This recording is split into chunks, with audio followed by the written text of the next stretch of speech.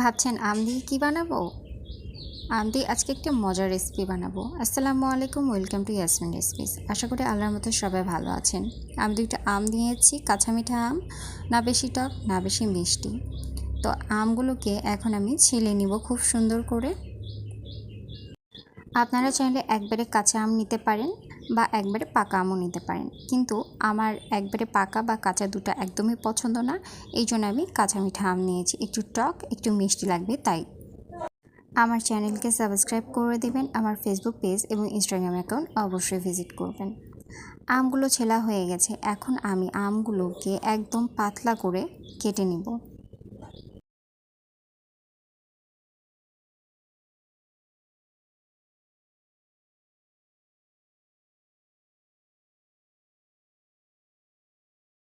আম slice করা আমার হয়ে গেছে। আমি এখানে তেলাপিয়া মাছ নিয়েছি, তেলাপিয়া মাছের পিসগুলোকে স্লাইস করে কেটে নিব। আপনারা যে মাছ পছন্দ করেন সে মাছ নিতে পারেন। আমার তেলাপিয়া ভালো লাগে, আমি তেলাপিয়া নিয়েছি এবং ছোট ছোট করে পিস করে নিচ্ছি। মাছ এবং আম অবশ্যই পরিষ্কার করে ধুয়ে তারপরে কাটবেন। এখন আমি একটি ফ্রাই প্যানে পরিমাণ মতো তেল দিয়ে দিচ্ছি।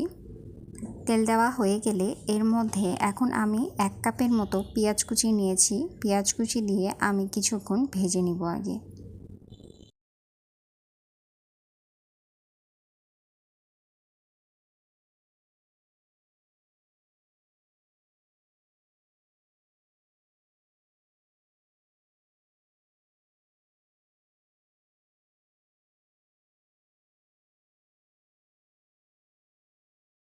এর মধ্যে এখন আমি স্বাদ মতো লবণ দিয়ে দিব, দিয়ে আবারও কিছুক্ষণ ভেজে নেব।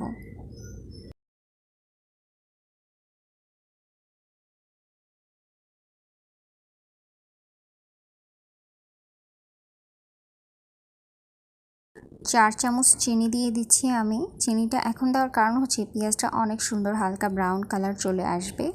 পেঁয়াজ এবং চিনি খুব ভালোভাবে এখন আমি ভেজে নেব। পেঁয়াজগুলো হালকা ব্রাউন কালার চলে এসেছে, দেখেন।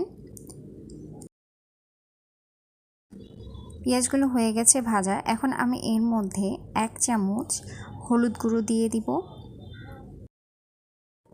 1 চামচ আদা রসুন বাটা দিয়ে দিব, 3 চামচ মরিচ বাটা দিব এবং জিরা, কালো ফল, সাদা ফল, লবঙ্গ একসাথে পেস্ট করে 1 চামচ দিয়ে দিব এবং 1 চামচ জিরে গুঁড়ো দিয়ে দিব, আবার দিয়ে ভালোভাবে ভেজে নিব। তারপরে দিব 1/3 টেবিল স্পুন গোলমরিচ, 1/4 কাপ পানি দিয়ে দিব, দিয়ে কিছুক্ষণ মশলাটা কষিয়ে নিব। 1 চামচ সর্ষে গুঁড়ো, 1 চামচ পাঁচফোড়ন গুঁড়ো, 1 চামচ মৌরি গুঁড়ো দিয়ে দিব। দেওয়া হয়ে গেলে এখন আমি যে মাছগুলো কেটে রেখেছিলাম সেই মাছগুলো দিয়ে কিছুক্ষণ ভেজে নিব। 2 মিনিটের মতো আমি মাছ এবং মশলা ভালোভাবে কষিয়ে নিব। ভালোভাবে কষিয়ে নিলে মাছ থেকে কোনো আষ্টে গন্ধ আসবে না, এই জন্যে ভালোভাবে কষিয়ে নিতে হবে। কষিয়ে নিতে নিতে আমি এখন এর মধ্যে 1 চামচের মতো মরিচ গুঁড়ো দিয়ে দিব, 1 চামচ ধনে গুঁড়ো দিয়ে দিব।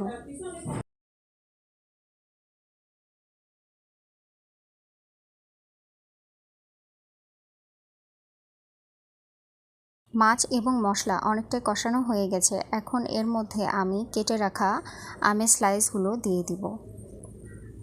দিয়ে এবার মাছ, মশলা আর আম ভালোভাবে একসাথে রান্না করব কিছুক্ষণ। সব কিছু যখন ভালোভাবে কষানো হয়ে যাবে আমি এখানে পরিমাণ মতো পানি দিয়ে দিব। আমি এখানে 1 কাপের মতো পানি দিয়েছি, বেশি দেইনি। পানি দিয়ে কিছুক্ষণ রান্না করব এটাকে। ঢাকনা দিয়ে দিব।